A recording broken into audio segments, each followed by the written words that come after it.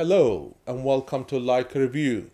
Today we are reviewing one of the best Leica wide-angle lenses, Leica Tri-Elmar at f4, which features three separate focal lengths, 16, 18 and 21mm in one compact lens design.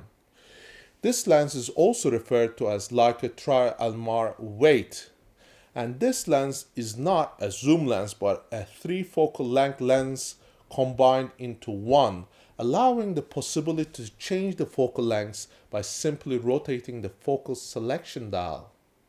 It has two aspherical lenses, which helps to minimize the distortion and field curvature, and the 6-bit coding allows the Leica M cameras to recognize the lens, offering the correction for vignetting on raw image files. Of course, this lens is not a fast lens. In fact, it can only be dialed to f4, which makes it ideal for landscape or architectural photography. Of course, there are other lenses in Leica's lineup that are faster, like Leica Summilux 21mm at f1.4. But if we are going to use this lens for architectural or landscape photography, this offers a more versatile choice than the other faster lenses. There is also Leica 18mm Super Elmar at f3.8, which is about the same in terms of speed, but only Leica Tri-Elmar offers the three different length combinations in terms of focal length into one single design. Of course, makes it an ideal choice for wide-angle applications.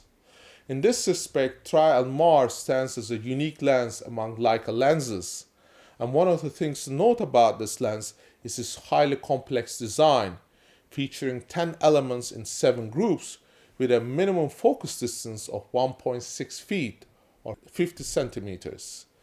But this lens is beautiful because it only weighs 335 grams or 11.6 ounces and balances beautifully on a Leica M camera. Of course, the aperture can be dialed to f22 on bright days, but its optimal range is between f4 and f11, after which some diffraction will set in. Also, this is an ultra-wide-angle lens, and there will be some vignetting at f4, but it's negligible, and you can remove it by dialing the aperture up to 1 or 2 stops. It's also important to remember that if you're going to use this lens on a Leica M8, you will have 21, 24, and 28mm combination because of the crop factor of 1.33, which is also a beautiful combination for wide-angle lens photography. From our tests, we found out Leica Tri-Elmar to be one of the sharpest and best wide-angle lenses out there, and perhaps a hidden gem as a wide-angle lens. For best results, I recommend using it for architecture or landscape photography. And at the end of this video, I present some photographs that were shot in black and white or monochrome photography, and you can see how this lens performs at different focal lengths. Also, one of the best ways to use this lens is to do black and white photography, which allows you to take full advantage of this lens's sharpness and micro contrast. And if I'm traveling, this lens will be one of the lenses I will take with me, because you can select the different focal lengths to photograph landscape or architecture. In fact, if you like photographing churches, buildings, beautiful landscape, I can't think of a better lens that can render as good results with such flexibility. And I like the ability to choose the desired focal length, which helps me to compose my photographs without having to change lenses. In fact, when I was photographing, I could make easy adjustments by simply dialing the focal length selection switch. To be fair, using wide-angle lenses often poses challenges for beginners and novice photographers. And for that reason, if you buy this lens, please take some time to be comfortable with it or even take some photographs and compare your results with the ones you have taken from the previous days, and perhaps even take photography workshops to learn how to use wide-angle lenses for best results.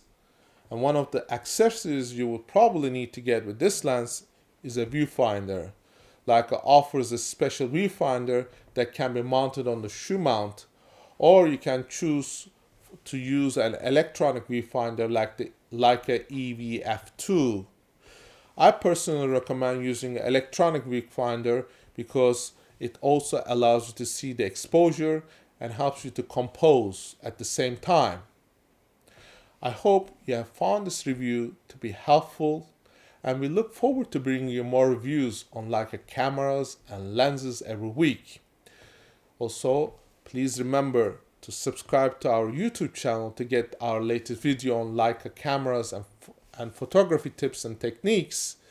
You can also visit our website at leicareview.com to sign up to our newsletter, and there you can read in depth the articles I have written on how to use these Leica cameras and also the tips and techniques that I use in my photography. And I thank you for watching.